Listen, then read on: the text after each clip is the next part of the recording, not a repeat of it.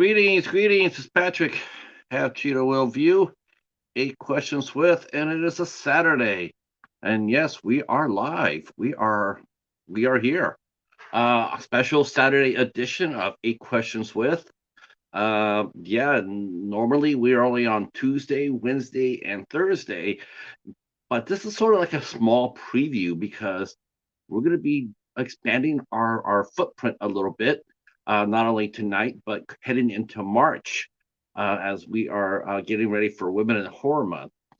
Before we get there, though, we will be talking to Brett Wagner, aka also known as the Lost Leatherface, a fine character actor in his own right and an excellent reviewer.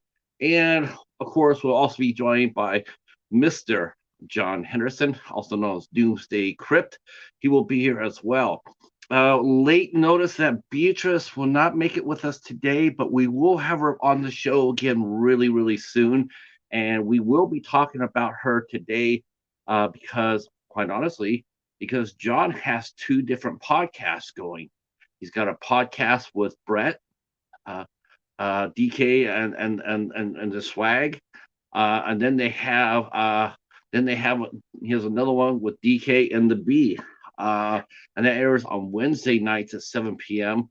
The show with Brett airs at 10:30 at night on Eastern time. That's a late start for us East Coasters, but for the West Coast, it's only 7:30 there. So yes, so they could watch it on the show live there. In fact, when I went to do this show, I wanted to do this show. I've been needing to do this show. I've been needing to talk to John for a long time because John has actually been one of our top 5 supporters, quite honestly, as far as this show goes. He has done so much for the show behind the scenes. He lets me promote the show in his groups. He talks about it on his shows. Uh, we talk behind camera a little bit. Um, and he's been nothing but supportive. And I really wanted to interview him really bad because, as I do, because I never have. And it looked like the only way I was going to be able to do that because of John's job was I was going to have to do a show on during the regular time at 10:30 at night. But I was willing to do that right off the bat. I was willing to do that um, because he's worth it. And but he says, we could do something a little different. Why don't we do a Saturday show? I can do an early Saturday show at 7 p.m.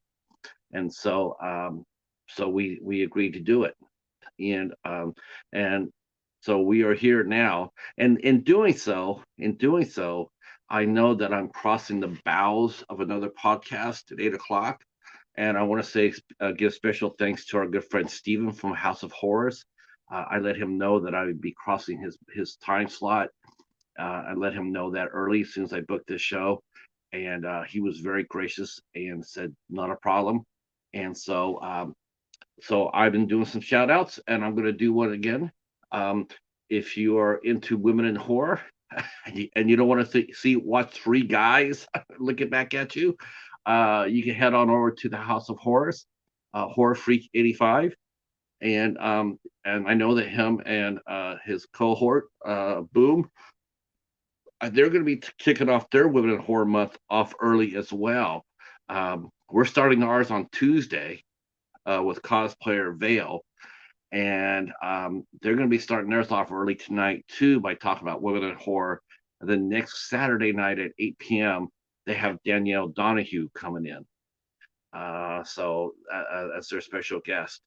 That's right. I'm promoting another show. That's right. That's how we do it here. So I'm looking forward to this show here. I think the people are probably a little surprised. And yes, we are dual streaming tonight. I gotta say hi to everybody in Facebook. Uh, if you're on Facebook and you want to comment, you have to leave permission for so we could use your name. I see some people in here. So yeah, let me go over there to let me go over here to this over here and say hi to the folks there. Okay, well, maybe not. I thought there was somebody there, but not. Hey, Echo, how are you, sir? I was I was hoping there'd be some heads in the Facebook, but it's okay. Uh, okay, there we go. That's much better. That's much better. Um, yeah, yeah, it seems like it. We got we got snow yesterday when we weren't supposed to get snow. My brother told me that he lives in Portland, and he told me that they were calling for a trace of snow to maybe an inch of snow. They got hit with 14 inches. Uh, the second heaviest storm to hit Portland in years. Yeah, so I see people are sick.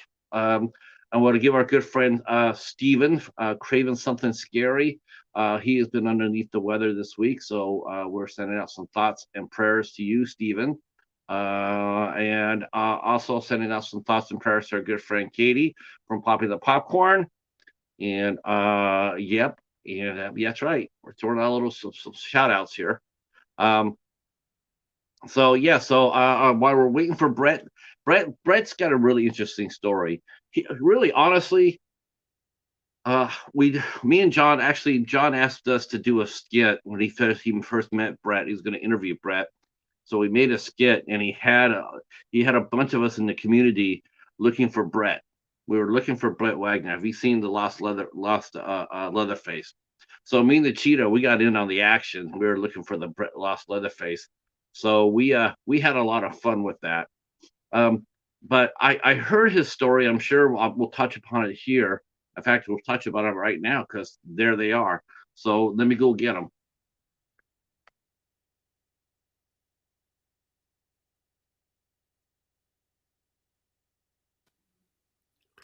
What's going on, my dude? What's going on, sir? Oh, same old, same old.